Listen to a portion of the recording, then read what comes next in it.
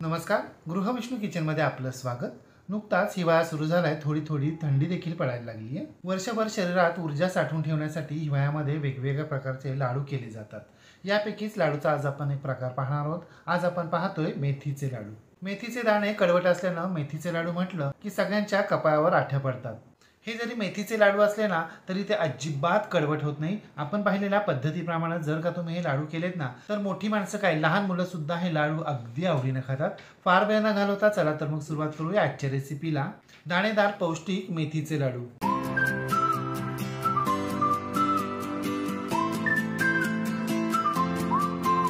मेथीचे लाडू करण्यासाठी हे पहा, सर्वप्रथम इथे आपल्याला 100 ग्रॅम मेथीचे दाणे निवडून साफ करून स्वच्छ करून घ्यायचे आणि हे मेथी दाणे आता आपल्याला मिक्सरच्या छोट्या भांड्यामध्ये मिक्सरवर बारीक करून घ्यायचे. काही जण मेथीचे दाणे लवकर बारीक व्हावेत म्हणून थोडेसे गरम करतात, पण मला तरी तशी काही गरज वाटत नाही. न गरम करता सुद्धा मेथीचे दाणे मिक्सरवर अगदी सहज बारीक होतात. हे पहा, आपले मेथीचे दाणे अगदी बारीक झालेत आणि ते सुद्धा 1 मिनिटामध्ये. जर तुम्हाला गरम करून बारीक करायचे असतील तर काहीच हरकत नाही, परंतु गरम करताना थोडीशी काळजी घ्या. दाणे थोडेसे जरी जास्त गरम झाले किंवा करपले तर ते आणखीनच कडवट लागतात. तयार झालेली मेथी पावडर आता आपण एका बोलमध्ये काढून घ्यायची आणि मेथी दाण्यांपेक्षा तिप्पट दुधामध्ये ते आपल्याला भिजत घालायची. आपली 100 ग्रॅमची मेथी पावडर भिजवण्यासाठी मी इथे पाव लिटर दुधाचा वापर करतोय आणि आपल्याला इथे कच्च्या दुधाचा वापर करायचा नाहीये, तर दूध उकळून थंड जे केलेलं असतं त्या दुधाचा वापर करायचा आहे. आता हे सर्व मिश्रण आपल्याला व्यवस्थित मिक्स करून घ्यायचे आणि कमीत कमी 4 तास तरी आपल्याला हे मिश्रण भिजत ठेवायचंय. तुम्ही रात्रभर भिजत ठेवलं तरी काहीच हरकत नाहीये. जेवढं मिश्रण जास्त भिजेल तेवढा मेथीच्या दाण्यांचा कडवटपणा कमी होईल. जोपर्यंत आपलं हे मिश्रण भिजतंय तोपर्यंत आपण लाडवाची इतर तयारी करायला घेऊया. त्यासाठी सर्वप्रथम एका कढईमध्ये आपल्याला ड्रायफ्रुट्स तळून घ्यायचे. त्यासाठी आपल्याला गरम कढईमध्ये 2 टेबलस्पून साजूक तूप घालायचे आणि त्यामध्ये आपल्याला 50 ग्रॅम बदाम घालायचे आणि हे 50 ग्रॅम बदाम आपल्याला मंद आचेवर रंग बदलेपर्यंत परतून घ्यायचे. आणि तूप आपल्याला एकदम घालायचं नाहीये, जसजसं तूप लागेल तसतसं आपल्याला यामध्ये तूप घालायचंय. जर आपण सर्व ड्रायफ्रुट्स तळण्यासाठी एकदमच तूप घातलं तर ते तूप हळूहळू करपत जातं आणि मग त्याची चव बदलते. म्हणून आपल्याला जसं लागेल तसतसं हळूहळू तूप घालायचंय. हे पहा, आपले बदाम अगदी खरपूस खमंग तळून झालेत. आता आपण ते काढून घेऊया आणि लगेचच आपण यामध्ये 50 ग्रॅम काजू तळायला घ्यायचे. आणि लक्षात ठेवा, हे सर्व जिन्नस आपल्याला मंद आचेवरच तळून घ्यायचे. काजू मात्र बदामापेक्षा लगेचच तळून होतात, म्हणून जरा जपूनच तळायचे, नाहीतर ते करपतात. हे पहा, आपले काजू अगदी मिनिटभरातच तळून झालेत. आता आपण ते काढून घेऊया आणि लगेचच आपण यामध्ये 25 ग्रॅम अक्रोड तळून घेऊया. अक्रोड थोडेसे चवीला कडवट असतात आणि त्याचा गंधही जरा उग्र असतो, म्हणून मी 25 ग्रॅमच अक्रोड वापरतोय. तुम्हाला आवडत असल्यास तुम्ही अक्रोड सुद्धा 50 ग्रॅम वापरू शकता. हे पहा, आपले अक्रोड सुद्धा तळून झालेले आहेत. आता लगेचच आपण यामध्ये 25 ग्रॅम पिस्ता तळायला घेऊया, म्हणजे पिस्ता मगच तळून घेऊया. मी आता फक्त 25 ग्रॅम पिस्ताच वापरतोय, कारण 25 ग्रॅम पिस्ता मी गार्निशिंगसाठी वापरणार आहे. हे पहा, आपला पिस्ता मगज सुद्धा व्यवस्थित तळून झाले. आता आपण तो काढून घेऊया. पिस्त्यानंतर हे पहा, इथे लगेचच आपल्याला 1 वाटी मखाना खमंग परतून घ्यायचा आहे. पूर्वी मखाना सहजपणे उपलब्ध होत नसे, मात्र आता सहजपणे कोणत्याही जनरल स्टोअरमध्ये हा मखाना उपलब्ध असतो. 1 मिनिटभर मखाना परतून झाल्यानंतर यामध्ये आपल्याला 2 टेबलस्पून मगज बी घालायचे आणि ते सुद्धा या मखाण्याबरोबर फक्त मिनिटभर परतून घ्यायचे. हे पहा, आपल्या मखाण्याचा आणि मगजबीचा रंग बदललाय. आता आपण ते काढून घेऊया. आपले सर्व ड्रायफ्रुट्स तळून भाजून झाले. आता आपल्याला पाव किलो किसलेलं खोबरं मंद आचेवर याच कढईमध्ये भाजून घ्यायचे आणि लक्षात ठेवा, आपल्याला हे खोबरं अगदी खमंग खरपूस रंग बदलेपर्यंत, म्हणजे काळपट भाजून घ्यायचं नाहीये, तर आपल्याला हे खोबरं फक्त गरम होईपर्यंतच भाजून घ्यायचंय. म्हणजे गरम केल्यानंतर हातानं त्याचा सहज चुरा होईल इतपतच आपल्याला ते भाजून घ्यायचंय. हे पहा, आपल्या खोबऱ्याचा रंग बदलायला सुरुवात झाली आहे, म्हणजे ते अगदी व्यवस्थित भाजून झाले आपल्याला जसं हवंय तसं. लगेचच आपल्याला हे खोबरं आता काढून घ्यायचंय आणि हे खोबरं थंड झाल्यानंतर आपल्याला त्याचा हातानंच चुरा करून घ्यायचा. आपल्याला ते मिक्सरवर बारीक करायचं नाहीये. मिक्सरवर जर बारीक केलं तर त्याला तेल सुटतं. खोबरं काढून घेतल्यानंतर लगेचच या कढईमध्ये आपल्याला 2 टेबलस्पून साजूक तूप घालायचंय आणि साजूक तूप गरम झालं की यामध्ये आपल्याला मंद आचेवर 100 ग्रॅम डिंक तळून घ्यायचा आहे. आणि डिंकाची निवड करताना आपल्याला मोठा डिंक घ्यायचा नाहीये. जर छोटा छोटा साबुदाणा एवढा जो डिंक मिळतो त्याचा वापर करायचा. जर तुम्हाला छोटा डिंक मिळाला नाही तर मोठा डिंक खलबत्त्यात थोडासा बारीक करून घ्यायचा आणि मग तो तळून घ्यायचा. आणि डिंक तळताना मात्र अजिबात घाई करायची नाहीये. पूर्णपणे डिंक फुलायला हवा इतपत आपल्याला तो तळून घ्यायचा आहे. जर डिंक व्यवस्थित तळला नाही गेला तर लाडू खाताना डिंक आपल्या दातांना चिकटेल आणि डिंक तळताना 100 ग्रॅम एकदम तळून घ्यायचा नाहीये, तर 2-2 चमचे कढईमध्ये डिंक घालायचा आणि तो तळून घ्यायचा. हे पहा आपल्या डिंकाची पहिली बॅच तळून झाली. आता आपण दुसरी बॅच सुद्धा अशा प्रकारे तळून घ्यायची. सर्व 100 ग्रॅम डिंक आपल्याला अशा पद्धतीने तळून घ्यायचं आहे. आणि डिंक तळताना सुद्धा एकदम तूप घालायचं नाहीये, जसजशी गरज पडेल तसं तूप घालत जायचे. पूर्ण 100 ग्रॅम डिंक तळून झाल्यानंतर आपल्याला तो पूर्णपणे थंड करून घ्यायचा आहे. आणि थंड करून झाल्यानंतर तो आपल्याला हातानंच बारीक करून घ्यायचा आहे. तुम्हाला जर हातानं बारीक करणं शक्य नसेल तर पावभाजीच्या स्मॅशरनं तो बारीक करून घ्यायचा आहे. अगदी व्यवस्थित बारीक होतो. मिक्सरमध्ये मात्र अजिबात बारीक करायचा नाहीये. आतापर्यंत आपले सर्व ड्रायफ्रुट्स तळून झालेत. खोबरं सुद्धा भाजून झालंय. डिंक सुद्धा तळून झालेलं आहे. सर्व ड्रायफ्रुट्स थंड झाल्यानंतर आपल्याला त्याची मिक्सरवर जाडसर भरड तयार करून घ्यायची. खोबरं बारीक करून झालंय, डिंक सुद्धा बारीक करून झालेलं आहे आणि ड्रायफ्रुट्सची भरड सुद्धा तयार करून झालेली आहे. एवढं सगळं करेपर्यंत हे पहा इथे एका साईडला आपली मेथीची पावडर सुद्धा दुधामध्ये मस्तपैकी भिजली आहे. आता गरम कढईमध्ये 4 टेबलस्पून साजूक तूप घालायचंय आणि तूप गरम झालं की या तुपामध्ये आपल्याला आपण भिजत ठेवलेली मेथी पावडर घालायची आहे. आणि ही भिजत ठेवलेली मेथी पावडरची पेस्ट आपल्याला मंद आचेवर अगदी तूप सुटेपर्यंत परतत राहायची. ही मेथीची पेस्ट परतायला मात्र इतरांपेक्षा थोडासा जास्त कालावधी लागतो. म्हणून आपल्याला ही पेस्ट परतताना कितीही कंटाळा आला तरी अजिबात घाई करायची नाहीये. मेथीचा अगदी कण ना कण वेगळा होईपर्यंत आपल्याला ही मेथीची पेस्ट परतत राहायची आहे. आधेमध्ये जसजशी गरज पडेल त्याप्रमाणे इथे साजूक तूप सुद्धा घालत राहायचंय. मी इथे मेथीची पावडर सकाळी उठल्याबरोबर लगेचच दुधामध्ये भिजत घातली होती आणि आता दुपारी मेथीचे लाडू तयार करायला घेतले. तोपर्यंत ही पावडर व्यवस्थित भिजली आहे. तुम्हाला सुद्धा जेव्हा मेथीचे लाडू करायला घ्यायचे त्या अगोदर 2-3 तास तरी ही मेथीची पावडर तुम्ही दुधामध्ये भिजत घाला. म्हणजे इतर तयारी करेपर्यंत ती 4 तास तर नक्कीच भिजते. जितकी मेथीची पेस्ट तुम्ही शांतपणे व्यवस्थित वेळ देऊन भाजाल तितका त्याचा कडवटपणा आणखीन कमी होईल. कमी काय तो नाहीसाच होईल. हे पहा आपली मेथीची पेस्ट अगदी व्यवस्थित भाजून झाली आहे. पाहताय ना तुम्ही आपल्या मेथीच्या पेस्टनं कसं तूप सोडलंय ते आणि कण ना कण कसा वेगळा झालाय ते. आणि रंग पण पहा किती मस्त आलाय. आता तळून झालेली मेथीची पेस्ट आपल्याला एका बोलमध्ये काढून घ्यायची आहे.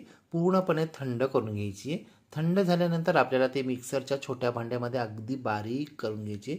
अगदी मिनिटभरातच ती व्यवस्थित बारीक होते. आता याच गरम कढईमध्ये 4 टेबलस्पून साजूक तूप घालायचं आहे आणि आता यामध्ये आपल्याला 300 ग्रॅम गव्हाचं पीठ भाजून घ्यायचं आहे. आणि हे गव्हाचं पीठ आपल्याला मंद आचेवर एकसारखं भाजत राहायचंय. जसं आपण बेसनाचे लाडूचं पीठ भाजतो ना अगदी त्याप्रमाणे. आपण इथे जे पोळ्या करण्यासाठी म्हणजे चपात्या करण्यासाठी जे पीठ वापरतो ना त्याच पिठाचा मी इथे वापर केलाय. जर तुम्हाला आपण चुरमा लाडूसाठी जसं थोडंसं जाडसर पीठ वापरतो ना तसं पीठ मिळालं तर अगदी उत्तमच. म्हणजे घरघंटीवर जर दळून आणलं तर 2 नंबरच्या जाळीवर अशा प्रकारचं पीठ दळून मिळतं. अशा थोड्याशा जाडसर पिठाचा वापर केला तर आपले लाडू चांगले दाणेदार होतात. हे गव्हाचं पीठ भाजताना सुद्धा आपल्याला जसजशी गरज पडेल तसतसं हळूहळू यामध्ये साजूक तूप घालत राहायचंय. म्हणजे आपल्याला बेसन लाडू तयार करायचे असतील तर आपण बेसनाचं पीठ भाजताना कसं हळूहळू साजूक तूप घालत राहतो अगदी तसंच.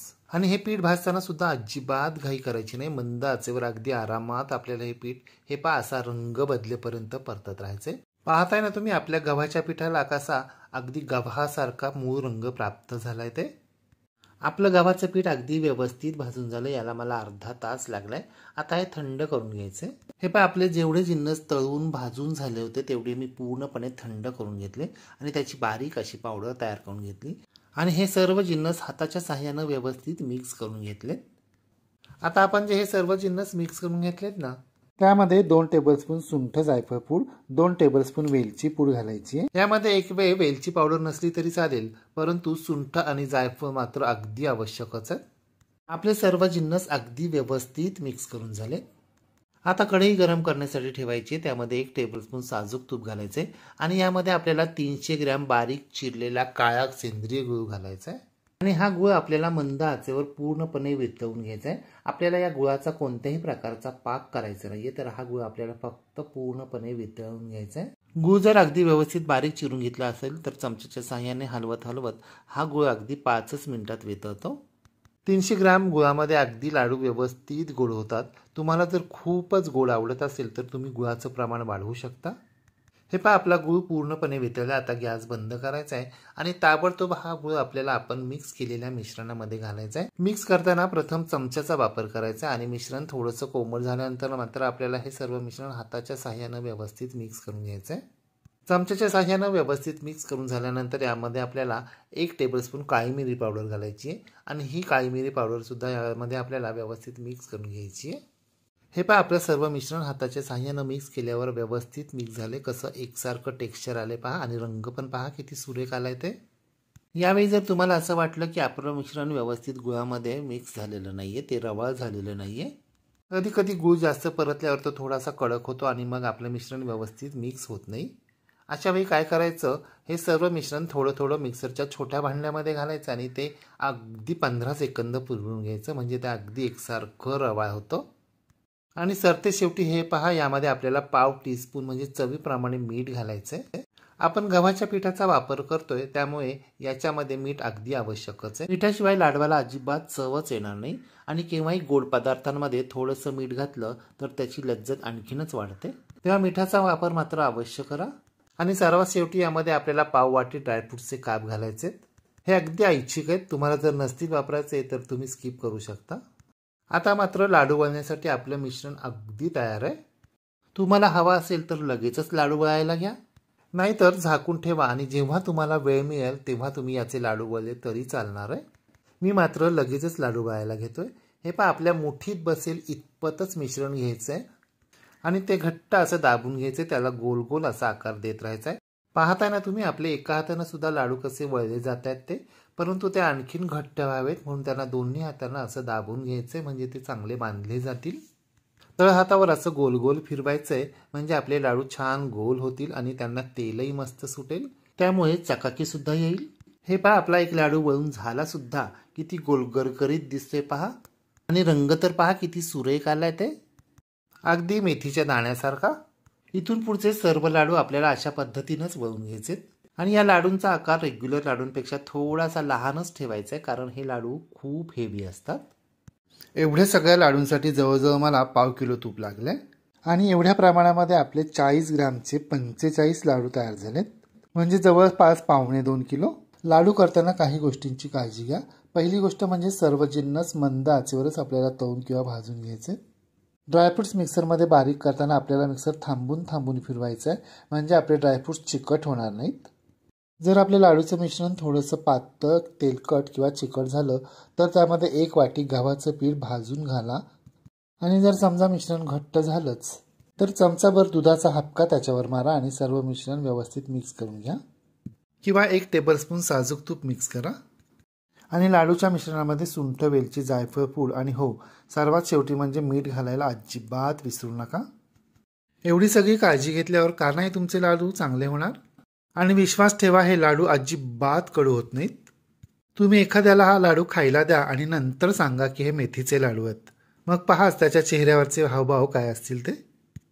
तुम्ही सुद्धा अशा प्रकारे अजिबात कडू न होणारे स्वादिष्ट हेल्दी मेथीचे लाडू या हिवाळ्यात एकदा तरी करून पहा व कसे झाले ते कमेंट बॉक्समध्ये मला नक्की सांगा। रेसिपी आवडल्यास लाईक, शेअर, कमेंट करायला विसरू नका आणि हो, तुम्ही जर अजूनही गृहविष्णू किचन चॅनलला सबस्क्राईब केलं नसेल तर प्लीज नक्की सबस्क्राईब करा, शेजारील बेल आयकॉनवर प्रेस करा, म्हणजे माझ्या नवनवीन रेसिपींचे नोटिफिकेशन तुमच्या मोबाईलवर येतील। पुन्हा भेटूया अशाच एका नवीन रेसिपीसह, तोपर्यंत नमस्कार व रेसिपी शेवटपर्यंत पाहिल्याबद्दल धन्यवाद।